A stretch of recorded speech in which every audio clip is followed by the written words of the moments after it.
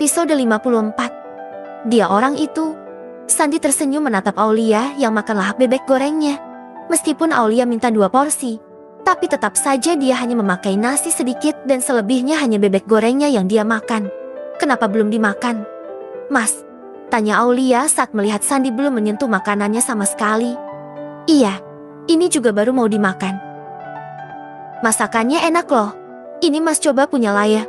Aulia menyodorkan potongan kecil bebek goreng itu ke mulut suaminya. Gimana? Enak kan? Sandi mengangguk pelan sambil mengunyah. Ternyata memang makanan di tempat itu sangat enak. Bumbunya meresap ke dalam daging dan teksturnya sangat empuk. Iya loh, ternyata masakannya memang enak. Sandi mencoba makanannya. Aulia tersenyum melihat suaminya yang ternyata menyukai makanan di tempat itu. Akhirnya mereka pun makan dengan sesekali saling menyuapi. Ini coba punyaku. Sayang, Sandi menyuapi sang istri tanpa memakai sambal. Mana sambalnya? Kalau gak pakai sambal rasanya kurang greget. Ucap Aulia membuat suaminya geleng-geleng kepala.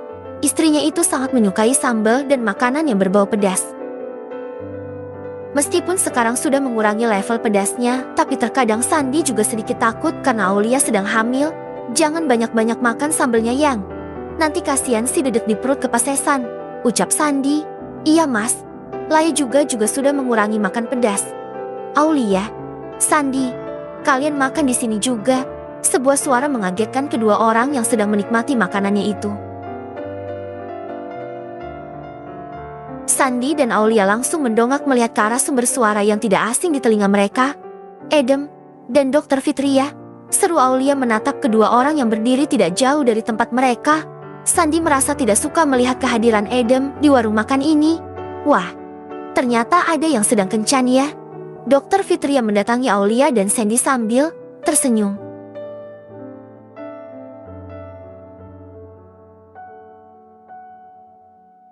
Hai dok, apa kabar? Sapa Aulia ramah. Alhamdulillah. Bagaimana kabarmu? Alhamdulillah, aku juga baik. Jawab Aulia. Kalian berdua juga mau makan? Sebaiknya bergabung dengan kami saja. Iya kan mas? Aulia menatap Sandi dengan senyuman yang lebar. Sandi menghela napas. Sebenarnya ia tidak mau kalau harus mengajak Edem bergabung bersama.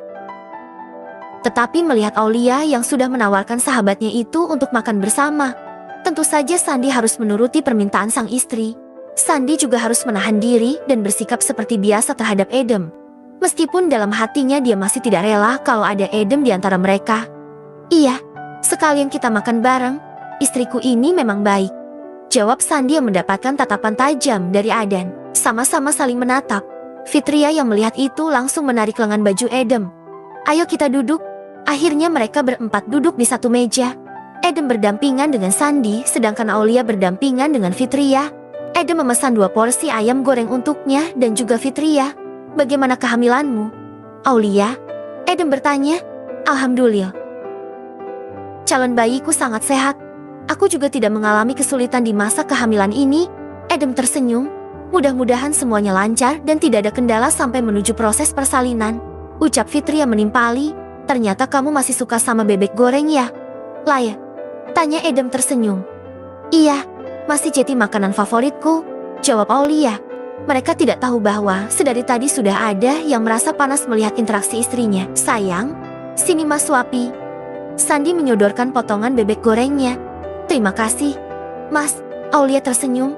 Tiba-tiba saja scene berganti menjadi adegan keromantisan antara Aulia dan Sandi. Fitria bisa melihat tatapan Edem yang terus menatap Aulia tanpa berkedip. Wanita itu merasa bahwa ada sesuatu antara Edem dan Aulia. Tatapan Edem syarat akan rindu dan kekecewaan. Apa Edem mencintai Aulia? Apa dulu mereka pernah menjalin hubungan? Aku jadi iri melihat kemesraan kalian berdua. Celetuk Fitria membuat Edem langsung menatapnya.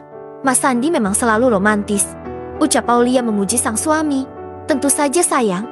Aku akan selalu membuat Aulia bahagia karena aku sangat mencintainya. Ucap Sandi memandang wajah sang istri yang langsung merona. Edem menatap tidak suka dengan keromantisan Sandi dan Aulia. Entah kenapa hatinya merasa belum ikhlas melepaskan cintanya untuk Aulia. Edem sadar bahwa perbuatan itu tidak pantas. Tapi hati tidak bisa dibohongi. Meskipun awalnya dia akan bahagia melihat Aulia bahagia bersama suaminya. Tapi Adam hanya manusia biasa yang hatinya belum seluas samudera. Oh, ya. Adam, kapan kamu kembali ke Jakarta? Tanya Aulia. Aku sebulan ini sudah kembali ke Jakarta. Sepertinya ada yang menginginkanku untuk pindah tugas melalui kekuasaan orang tuanya. Jawab Adam. Fitria melirik pria di depannya itu tidak berani menatap. Hatinya merasa mencelos dengan sindiran yang dilontarkan langsung untuk dirinya. Sampai kapan kamu menuduhku seperti itu? Semua ini bukan kemauanku, tetapi memang kemauan orang tua kita.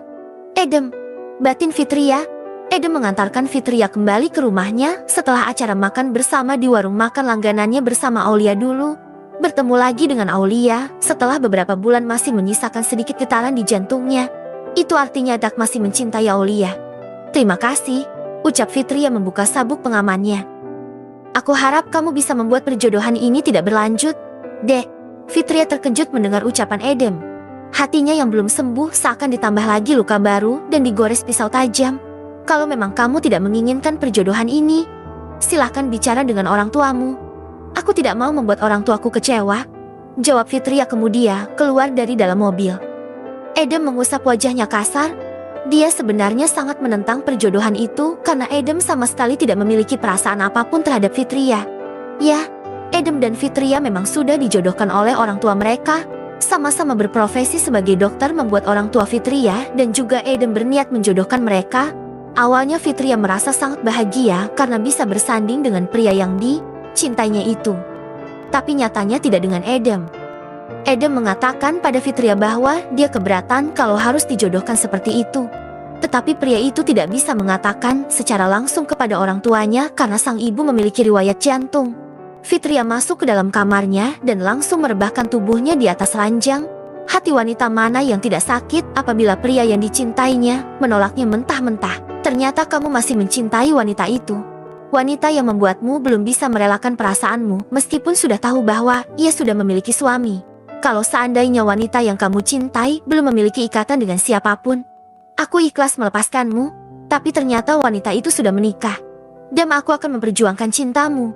Adam, akan ku buat kamu memilihku? Batin Fitria bersambung.